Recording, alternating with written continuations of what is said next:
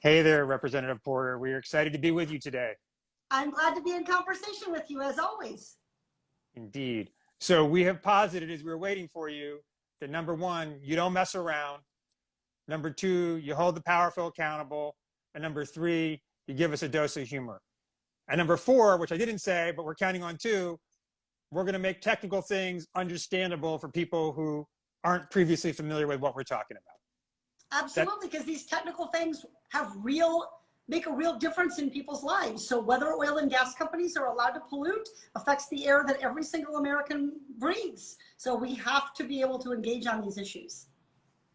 All right, let's just jump right in. So as I was mentioning before you jumped on, the oil and gas industry has benefited for decades, really, from all kinds of subsidies from taxpayers. Can you talk about what that means? What is a subsidy? What are we talking about, and why does it matter for how the oil industry, the gas industry function? Yep, so fossil fuel companies have a long history of taking advantage of the tax code, taking advantage of taxpayers, and of frankly buying and selling influence in Washington to get policies that benefit them at the expense of both our planet and the rest of us. And they're not stopping, by the way, because we're in the middle of a pandemic. They actually took billions of dollars in COVID-related money, and then rather than actually use that money to pay their workers, to help prevent a recession, to make sure gas and other things remained affordable, they actually laid off more than 100,000 workers after they took that COVID relief money, which they used to boost their executive pay. So it's really, really important that we see this both in its historical context, which is that this is a long-term continuous strategy of oil and gas to get policies that benefit them at the expense of everyone else, but also that it's not slowing down. It's actually accelerating, and they took advantage of the pandemic to make it worse. So one of the huge issues for sure in this space is what we call public lands. I think that's even a term that many people don't understand. What does it mean when we're talking about, what does it mean when we say public lands, and what does it have to do with big oil and the oil and gas industry? Great question. So public land simply refers broadly to any land that is owned by the federal, state, or local government. So there are local public lands, county and state public lands. Obviously, as a Congress member, I focus primarily on federal public lands. Now, some people immediately think national parks. Yes, that is one example of public lands. But a relatively small portion of public land is designated as national park or national monument. Much of it is designated as forest, national forest or forest service land, and the largest proportion of it is controlled by the Bureau of Land Management, which does exactly what it sounds like. They're supposed to make sure that those public lands owned and controlled by the US government are being managed in a way that benefits taxpayers. As part of managing that land, which includes everything from thinking about allowing recreational use to preserving species to thinking about forest fire management, one of the things that we allow on many kinds of public lands, like many Bureau of Land Management parcels, is we allow extractive drilling, so oil and gas primarily. And the Bureau of Land Management and the federal government, the Department of Interior broadly, is in charge of deciding whether somebody can drill, where they can drill, what kind of conditions they have to satisfy to protect our environment, and what they have to pay in order to use our public lands to make themselves a profit. So when people hear public lands, they may be thinking of a national park that they've been to where, so far as they know, all that's going on is hiking and canoeing. But really, we're talking about vast portions of the country where it's not about hiking and canoeing so much as drilling and mining. Absolutely, and particularly in some of the western states, states like Nevada, California, Montana, huge portions of the state are public lands controlled by the federal government. So federal government policy here really matters. It matters in terms of conservation. It matters in terms of shaping the entire energy system. How much fossil fuel extraction and the conditions for fossil fuel extraction on public lands is one of many tools that we need to be using to address climate change. So when the Biden administration came in, it said it was going to put a pause on new leasing and drilling on public lands. And the Department of Interior has been conducting a study to figure out how it should be managing the lands. And I think we're expecting that any second, any day, or any week. That's how things work in DC, maybe any month. But anyway, soon. What are the important reforms that we should be looking for in that report? What do you hope to see come out of that report as we go forward with hopefully a really different way of managing these publicly owned lands? Yep. So I think there's a couple things. One is the Biden administration paused granting new rights, but that didn't mean that the previous big bunch of rights that the Trump administration granted and some long-standing rights that have been granted. So there's still oil, and for people to understand, there's still oil and gas extraction going on public lands. What the Biden administration did is said, we're not going to accelerate or move forward with this without stopping and thinking. I think we all, as taxpayers, ought to be applauding our government thinking and evaluating and analyzing and trying to make the best decisions that they can. So I think there's two things we have to look at. One is, what is the return to taxpayers on letting oil and gas companies use our public lands? And there's, I think, several areas here where we definitely need to make changes. And I have a bill, the Stopping Taxpayer Welfare for Oil and Gas Companies. And there are some other companion similar bills that do related things that are really important. One of them is that the oil and gas companies pay both a rental rate, that is the rate to have the right to use the land, and a royalty rate, which is they pay on what they extract, the oil and gas that they actually take from the land. Those rates are way, way, way out of date. The rental rate has not been changed since I was in, I think, junior high school. The royalty rate, I think it has not been changed in like 100 years. So the royalty rate in 100 years. So we need to update those. We also need to make sure that oil and gas companies, if they receive permits, are paying a bonding requirement. This is an amount of money that they set aside. They purchase a bond so that if there's a need to do environmental remediation or cleanup, the taxpayers aren't left holding the bag. Those bonding requirements are too low. And what happens is oil and gas companies set up entity after entity after entity, corporate shells in essence, to do this oil and gas drilling. And essentially when they're done, those entities declare bankrupt and walk away, and the taxpayers wind up on the hook for abandoned wells. And Public Citizen has done amazing work. Really want to compliment, Robert, what you and your team have done in documenting how many abandoned wells there are around the country. And by the way, we create really good, high-paying jobs, including for people who are already trained in fossil fuel extraction to do this environmental remediation and clean up these wells. But we also have to stop this problem from occurring in the first place. So I'm looking to see both what is going to be the fiscal policy going forward in terms of rental rate, royalty rate, and bonding rate. That's the taxpayer welfare, the taxpayer fairness part of this. The second big portion I want to see from the administration is how much public land extraction is sensible or reasonable to permit in light of our need to lower our fossil fuel consumption in order to slow the pace of climate change. The number of permits already granted, already in existence, where they've given a permit, someone's bought it, they've leased it, the rights, shouldn't say they bought it, they leased it. They haven't started drilling yet. So we already have set a course for several years of additional increased fossil fuel extraction on public lands. How do we chart a future path forward that's going to contribute to reducing our country's dependence on fossil fuel and creating a balanced energy portfolio that addresses the need to reduce the fossil fuel pollution that we're seeing? And so I think it's both a fiscal issue here and also one about our planet and our health. Let's just try to walk real quickly through the different pieces you just said. So just on this first thing, you're talking about what they're paying to rent and then what they pay, what the companies pay in royalties. Did you say that the royalties haven't moved in like 100 years?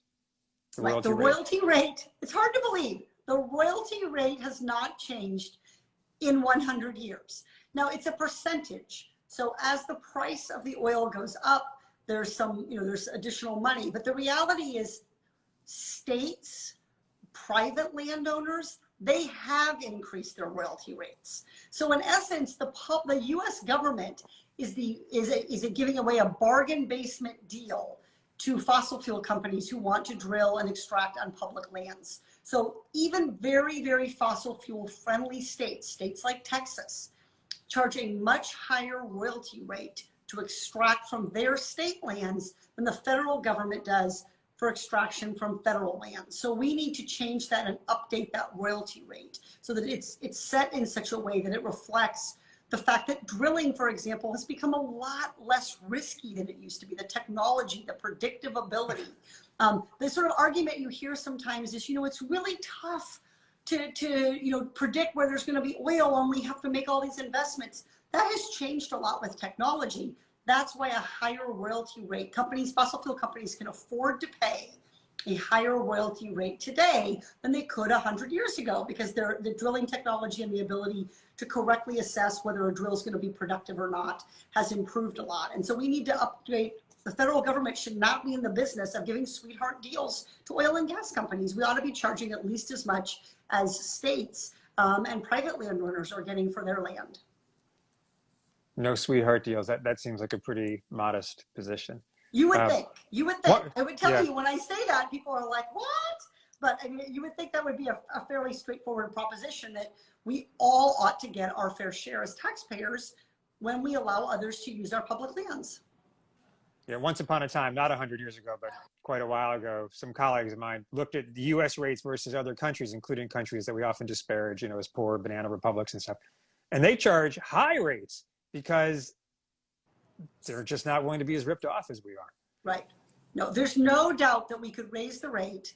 And by the way, we do not need to necessarily be, so if we raise the rate and temporarily as the market adjusts, there are fewer applications or fewer permits granted on public land while the market adjusts, that's fine, because we have granted tons of permits to drill that aren't even being used yet, that are essentially being purchased as speculative permits at this bargain basement rate, and they're hanging on to them, not even beginning to drill until it becomes profitable to do so, until there's an oil and gas shortage. So we definitely need to raise that royalty rate. The rental rate, the cost for the ability to kind of set aside the land, also hasn't changed since I was in junior high. And the reality is there are competing uses for this land, both in terms of conservation, in terms of climate recapture, in terms of recreation. And so we have to really be charging a rate that's competitive with the fact that there are other users and other uses for this land that might be more benefit to the American people. So the second prong of what you were talking about was this term that very few people are going to know, bonding. But if I get it right, the story you're saying is that oil companies are drilling on public lands, taking the oil out, then using a subsidiary or a front company or a shell company or whatever to declare bankruptcy, and then just leaving the well behind to just be a mess or to let the taxpayers clean up. Is that fair? And if that's right, then what does bonding have to do with it? That's absolutely what it is. So the idea behind bonding is that you, the polluter, the driller, because there is no way to drill in a way that doesn't create some need for environmental remediation after you're done. The wells don't cap themselves, okay? You have to do the work. And so the idea is that you buy a bond, you basically put down, you purchase a bond, you put down a portion of the money, and the company says, if you don't pay for this, people can look to the bond to cover the cost. And what's happening is those bonding requirements are so low that it doesn't even begin to cover the costs of capping the well, of doing the environmental remediation, of doing the cleanup. And so what happens is one of two things, and they're both really, really bad for the American people. Either these wells sit abandoned, where they prevent both potential risks of people wandering onto the land, getting harmed, the land is polluted, it can't be used. And that's a loss, an economic loss to the taxpayers, or the federal government, pick up the tab and do the work, or we put it onto the states. This is really simple for me as a parent. If you want to dump the bin of Legos out on the floor and play with the Legos, that's fine. You will pick up every single Lego. Every parent understands this. You want to make a mess, you got to pick it up. Same thing for the oil and gas companies. You want to drill, you need to clean up your messes. You can't just walk off and leave the rest of us on the hook. Everyday American people working hard, many of them making minimum wage, people paying taxes. Why are we on the hook for cleaning up after your profit, your profits? The mess you made to make a buck is your problem to clean up. That comes out of your buck. It should not be on the rest of us. And then the last piece of what you talked about was just being upfront and direct about the climate crisis and raising the question of whether and to what extent there should be any more drilling on public lands, and certainly new public drilling. I think a lot of us would like to see new leases just ended forevermore on public lands. Do you see that happening, or how do you think the administration should be handling that going forward?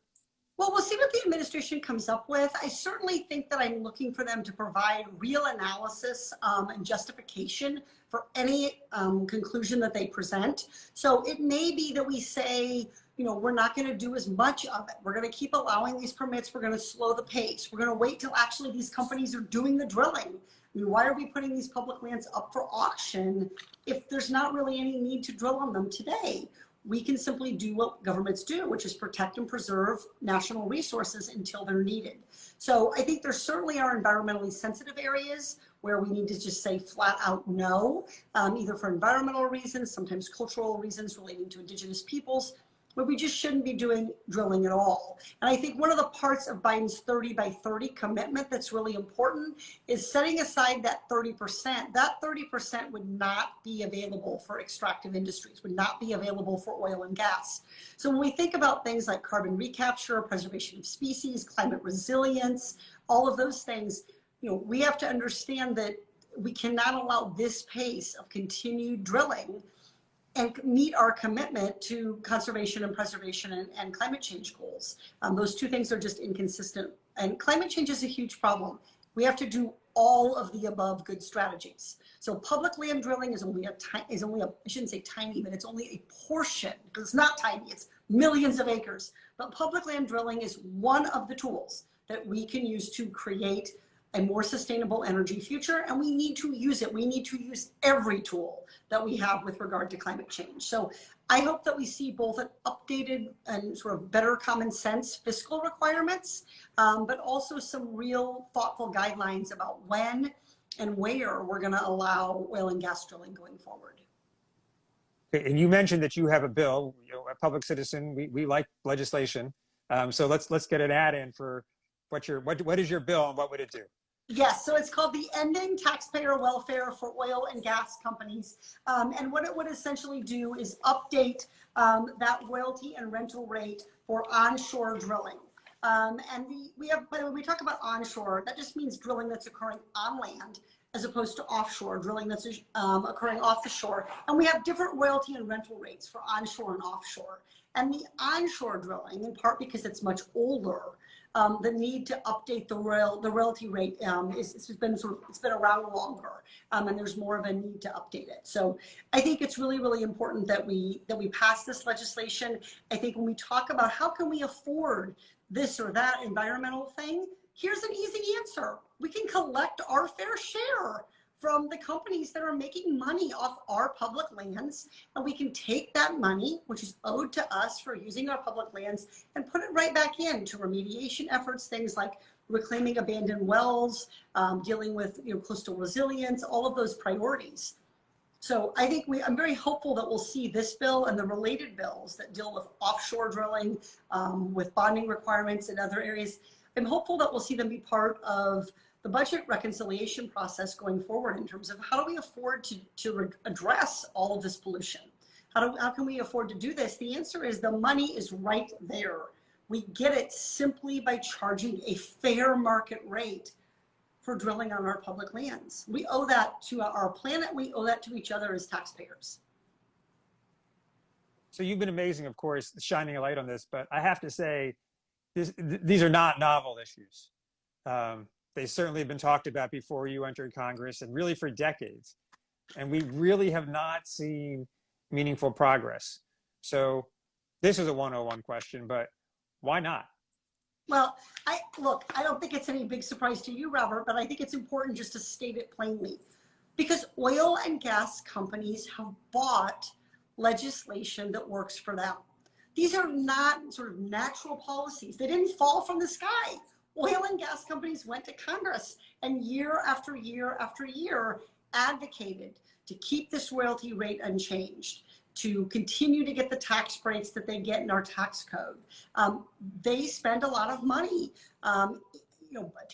people making corporate PAC donations, on lobbyists who walk the halls of Congress, in creating organizations that, including within their own organization, painting themselves as environmental champions, even as they're out there with their other hand. On the one hand, they say, look at us, we're this green energy company that drills for oil.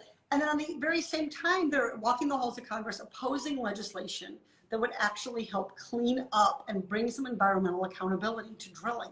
So there's a huge tie here, obviously, to campaign finance, to anti-corruption. So I think it's really, really important that we see the obvious connect here. These are not natural policies. They're not policies. Nobody has sat around and said, you know what would be really, really smart? Undercharging for our public lands. That is not the result of this. This is a result of oil and gas companies influencing, lobbying, pressuring, donating, doing whatever they can.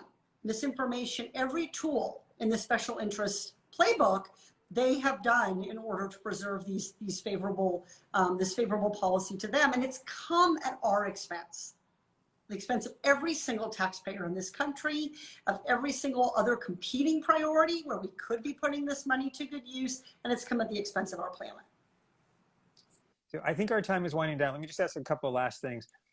As a follow-up to that, help people think, help me think about, how do you think about the sort of the two tracks? So on the one hand, you're saying, look, there's been this corruption that has blocked anything from moving for decades. So obviously we have to take on the problem of corruption and the purchase of legislation, as you called it. And we have a solution for that, which we're a little stuck right now in the Senate, but we're going to break through on that. At least I'm really optimistic we will, for the people. But how do we simultaneously get our heads around needing to do the work on anti-corruption and at the same time not being able to wait for anti-corruption, although hopefully it's coming next few weeks, not being able to wait to push on this reform or many other reforms that you and others are working on? Well, I think one of the answers is engaging the American people and understanding what the facts are. So when you explain to the American people, the United States charges way less to drill on its public lands than other countries. People are like, what? That doesn't sound right to me. When you explain that it's more expensive to drill on land owned by the state of Texas, for example, than it is federal public land, people think, what? That doesn't make any sense. So exposing these problems and engaging people, and the message I have to everybody is, please keep learning about these things. Please keep asking questions. Ask your representative about this problem. Call their office. Ask them whether they're co-sponsors on this legislation. And one important thing about this legislation is that the bill that I have, the Ending Taxpayer Welfare in Oil and Gas Companies, in the Senate is bipartisan. It's bipartisan co-sponsors Jackie Rosen, the senator from Nevada, and Chuck Grassley, the senator from Iowa. In the House, there is not one Republican who has stepped up and been willing to say that taxpayers should get their fair share for drilling. And so I encourage everybody, whether you've got a Republican congressperson or a Democrat one, call them and ask them to co-sponsor this bill and ask them to make it part of the budget reconciliation process. But part of how oil and gas companies get away with this, yes, it's political influence, but it's also trying to convince the American people, oh, it's so complicated. It's really not complicated. You're getting cheated. Let me break it down for you. You, an everyday American, are getting cheated by the big guys, the fossil fuel companies. It's really that simple. And so when you put it that way, I think Americans feel more engaged and more ready and able to push back and make their voices heard. It's interesting saying that there's no, you can't get bipartisan support in the House. It's been a shift in the Republican Party for sure in the last 20 years, because we used to be involved in genuine bipartisan coalitions on corporate welfare, including some of the same things we're talking about, oil, gas, royalty rates and stuff like that. And you see that the leftover of that older days in someone like Chuck Grassley, who's been around for forever. But it does not seem to have much life right now in the current House Republican membership. Well, let me just, the last thing, just play off this last point you made about telling truth and telling it straightforward for people. Let's talk about the whiteboard and how you use that and when's it coming up next? Let me show you. I just got it. Yeah, good. I'm so excited. Okay, this is my new thing. I just ordered this and I'm super excited. So I carry a whiteboard in my purse. All right. And I had this favorite one that was eight You're and like a a half by superhero. 11. It's like your superhero thing. Yeah, I mean, I have a huge purse. You should keep that in mind. I'm a mom of 3. But I just got this new whiteboard that I'm really excited about. Look, it has this cool cover, so it keeps it clean. And then it has this little stand on it. So it stands up and the pen and the eraser fits right here. And it's super thin and super flat. So this, for everyone shopping, this is a great whiteboard because it slides right into your purse. So you always have it. Because I've been surprised when I've been doing hearings sometimes how effective it is to just even reflect back the nonsense that the witness is saying onto the whiteboard. And I think when you put it on, sort of put the information on the whiteboard, people are like, what? What? That makes no sense at all. And so it's, it's a visual tool to help make it easier for everyday Americans who are trying to get dinner on the table, figure out how they're going to, pay their rent, get to work, make it easier for them to engage and understand what's going on in Washington and why it needs to change. So you've got that portable whiteboard. You come across a CEO on the airplane flying back and forth between DC and California. You can grab them and put on a show for the plane. Someone's going to live stream that from the plane. I didn't have any paper, and I used it to make a grocery shopping list, and just crossed it off as I went through the grocery store. And somebody pointed out it's also very environmentally friendly because I'm not destroying. I don't have to carry around a notepad, which is heavier, and I'm not wasting any paper. But I think that the lessons sort of, I would say for people that I've been really encouraged by, and there's a lot of things that are discouraging in Washington. One thing I've been really encouraged by is when you work to give information to the American people about what is really happening, they engage. And I think that's been the important work that Public Citizen has been doing for so long. And to be able to amplify that work that you're doing, for example, you've documented what's going on with these abandoned wells, how oil and gas companies are leaving the rest of us holding the bag to clean up their messes. And then my job is really to amplify that fact and to push oil and gas companies to take responsibility. I invited 3 oil and gas companies to come testify before the subcommittee I chair on natural resources. And my question was really simple. Come tell me about all of the jobs that you saved through the COVID relief money that you took. You took billions. Come tell me about all the jobs that you saved. Can you have any workers come testify? Come explain to me, how did the American people benefit from giving you billions of dollars? All 3 energy companies declined to come. They declined to simply answer the question, what did you do with our taxpayer money? And I think that, not only in the oil and gas industry, but across so many of these COVID relief programs and so many other programs, that's the question we all should be asking. Democrats, Republicans, young, old, white, brown, black, everybody should be asking, where did our money go? Did we get the value? Yeah, well, of course, it's great to partner with you. And you're such an inspiration in terms of doing just what you said. I mean, not just holding people accountable, which itself is quite something, but really, digesting these complicated things. And of course, you understand this way more than we do, but then presenting it to the American people in ways that they can get angry about because they should be angry, and not letting the complexity obfuscate what's actually going on in front of us. I know we have to wrap up, but I just think this is such an important point to end on. For everybody watching this, don't let any government official, I don't care what party they're in or what office they hold, don't let any public official tell you that it's too complicated for you to make your voice heard. If it's complicated, they need to explain it to you. If they can't explain it to you, they need to do their jobs and do more research and be able to, because we all deserve answers. That's fundamentally a part of democracy. The biggest check and balance in a democracy is the voices of the American people speaking up, asking questions, and getting answers. So, this it's too complicated, it's too hard, it would take too long, I'd be happy to follow up with you later. All of that isn't coincidental. It is part of a strategy to avoid accountability. Well, that's a perfect endpoint. Representative Katie Porter, thanks so much for joining us, and we look forward to talking to you again and watching you tear into the powerful on C-SPAN. Thanks so much for all you're doing. Thank you to everyone at Public Citizen. Thank you.